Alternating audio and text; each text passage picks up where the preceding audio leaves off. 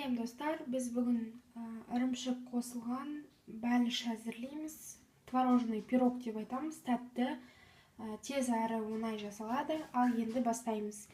Ең бірінші ұн 2 стакан ұн, бізде мінекей өлшейтін ыдысымыз.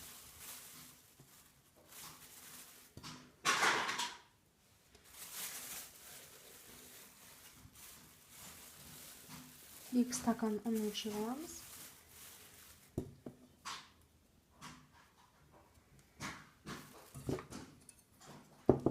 Аздау екен. 2,5 стакан болсын. Ал енді осы 2,5 стакан салған ұнымызға май қосатын боламыз. Неге? Майды біз бірінші толық барлық майды қолданбаймыз. Бізге қазір сіздерге бөліп көрсетеміз. Осы май жеткілікті. Неге? Осы маймен ұнды араластырып, талқан жасап аламыз. Кішкене араластырғаннан кейін 100 грамм көлемінде қант қосамыз.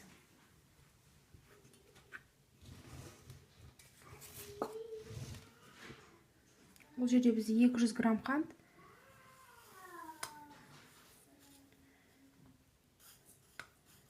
Неге? Осы жеткілікті.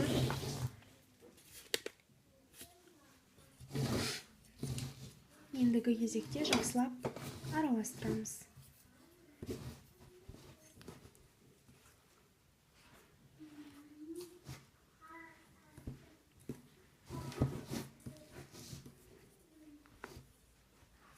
Келесі кезекте дайындап алған талқанымызға осынша ас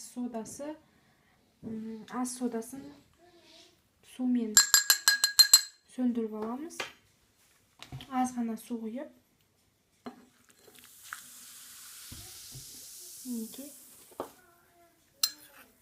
Осы қоспамызға құйып жібереміз. Содан соң жақсылап араластырамыз.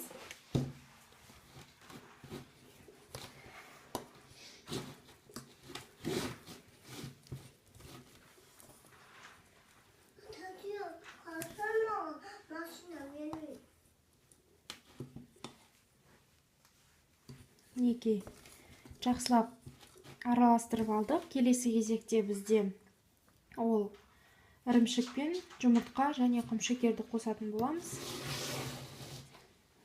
Неге достар, біздің алып қойған ірімшігіміз. Осыған біз қазір жұмыртқа. Сәл үлкендеу ыдыс алайық. Себебі араластырған кезде барлығы төгілетін болады.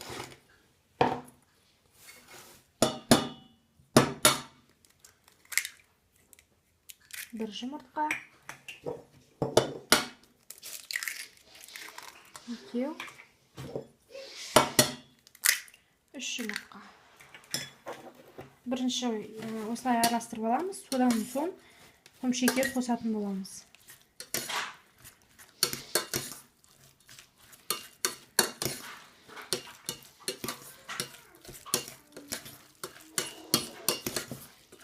Біз бүгін 4 бұрышты форманы қолданатын боламыз.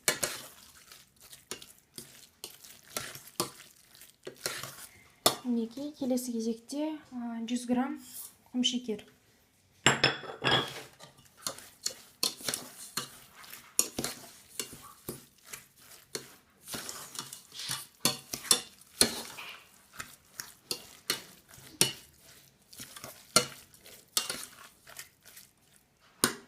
Дайын болды. Келесі кезекте талқанымызды тағы бір мәрте араластырып аламыз.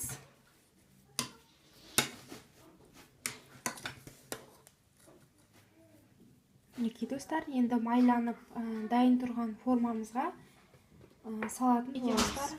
Дайын. Енді дайындап қойған талқанымызды саламыз.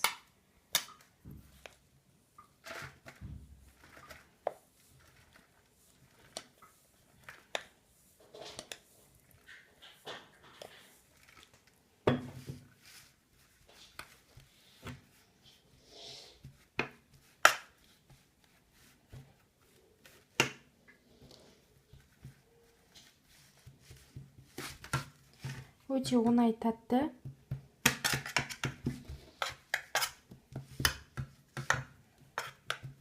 Келесі видеомызда біз сіздерге еш пісірусіз дайын болатын, кәдімгі дүкенде сатылатын печеньеден дайындалатын торт әзірлейтін боламыз. Жіберіп алмаңыздар. Неге қымбатты достар, біз жақсылап тегістеп бір елкетіп алдық. Келесі кезекте осының үстіне біз тағы бір рет араластырып жіберіп, үстіне саламыз.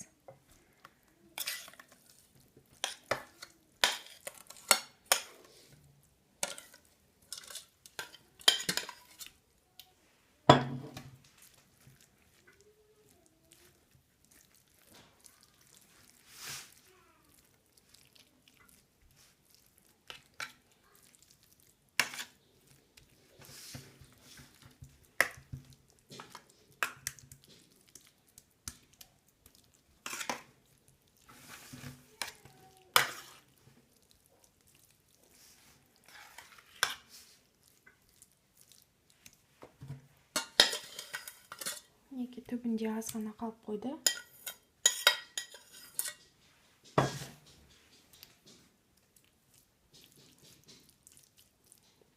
Бір тегістеп алдық. Енді біз үстінен тағы талқанымызды саламыз.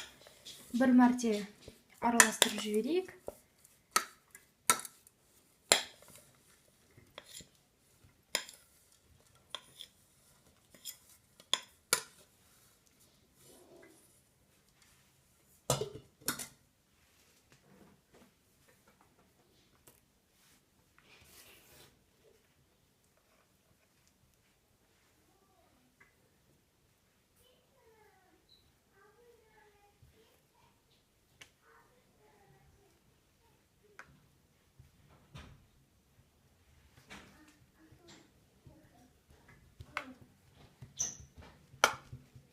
Неге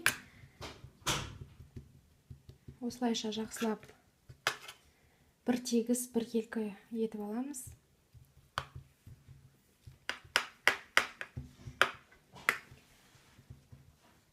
Алдын ала пештің астын қосып қойсаңыздар болады. 180 градуста беті қызарғанша тез пісіп қалады.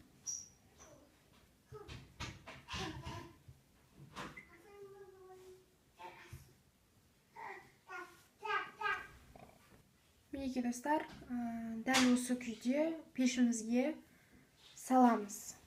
Біздің ірімшік қосылған бәлішіміз дайын болды. Ал енді сіздерге турап көрсетеміз. Өте жұмсақ.